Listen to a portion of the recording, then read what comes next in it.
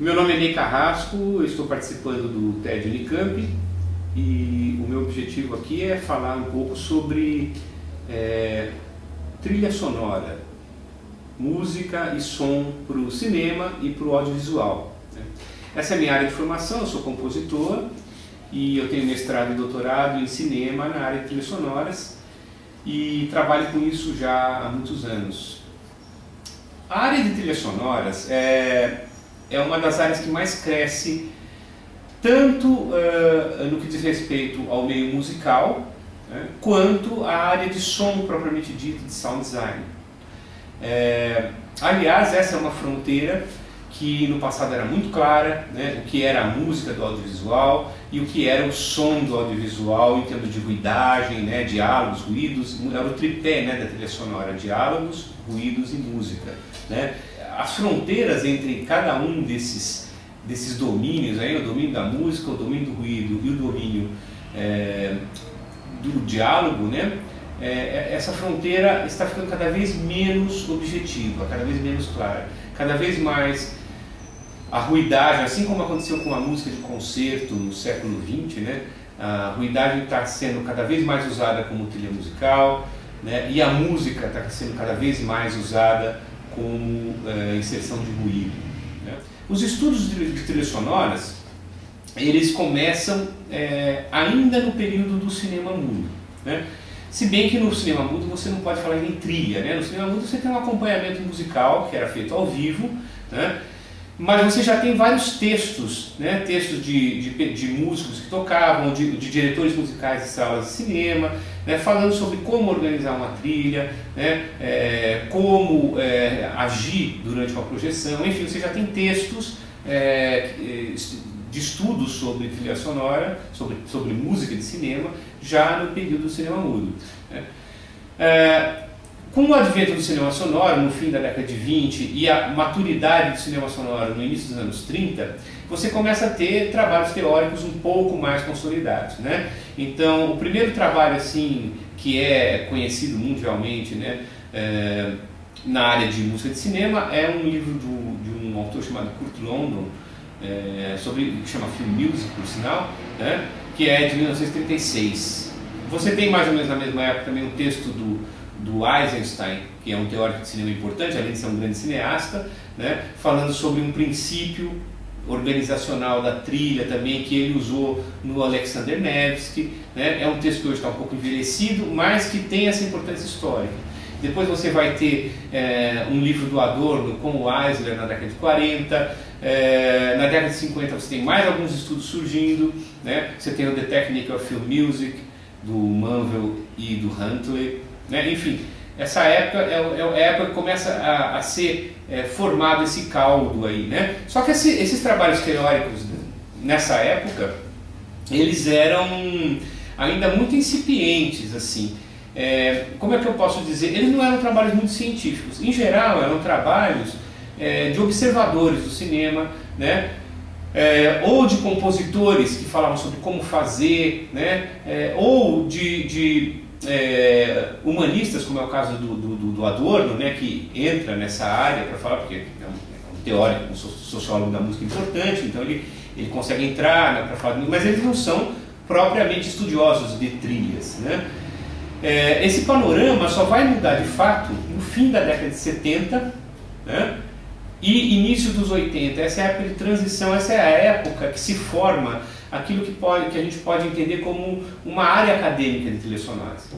Acho que o livro que é um marco inicial desse processo é um livro que também não é profundamente acadêmico, mas já é muito mais bem estruturado, que é o Film Music, A Neglected Art, do Roy Prendergast, que é de 76.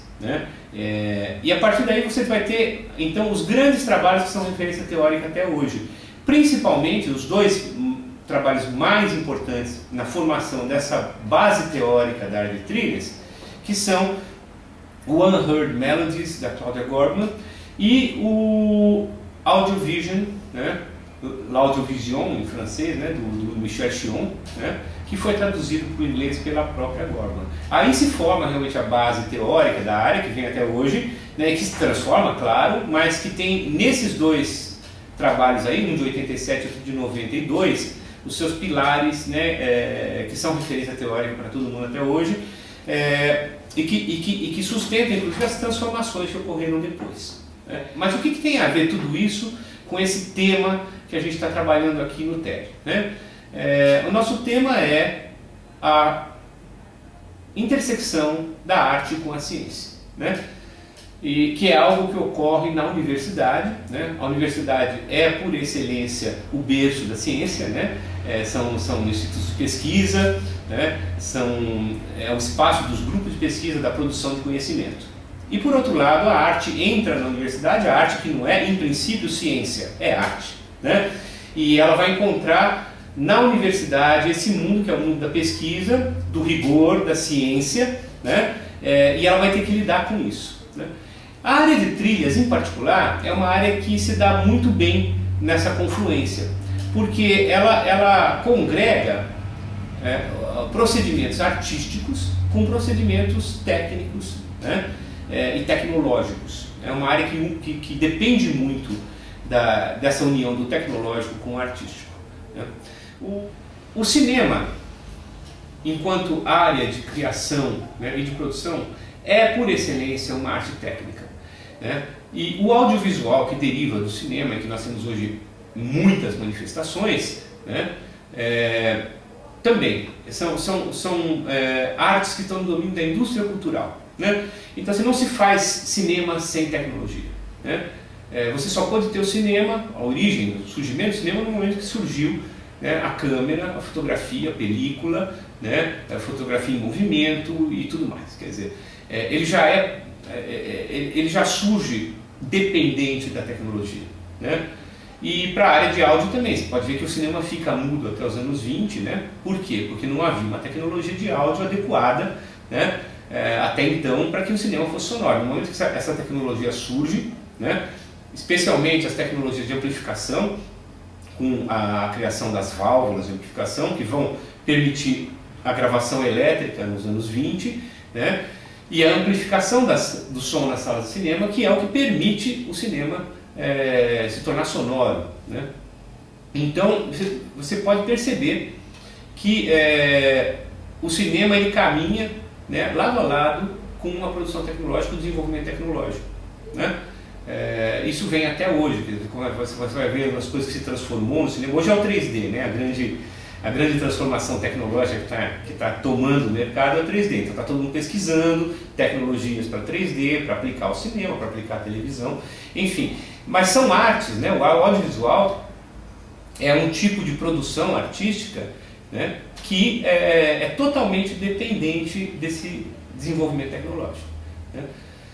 Por outro lado, ao se confeccionar um filme, se confeccionar qualquer outra peça de audiovisual, um jogo, um espaço na internet, enfim, há também uma série de procedimentos artísticos, sim. Por quê? Porque se você vai fazer um filme, né, você tem toda uma parte da produção, né, que é chamada de criação, né, a equipe de criação, né? Então você tem o roteirista, você tem o diretor, né, você tem o compositor, são aqueles que vão criar, né, artisticamente aquele filme, né, que vai ser processado tecnologicamente, claro, mas que vai ser criado artisticamente. Essa criação artística, ela tem referenciais que são diferentes dos tecnológicos. Então, o roteirista, qual é o referencial de um roteirista de cinema na história, né? É o texto dramático, né? É o texto de teatro, né?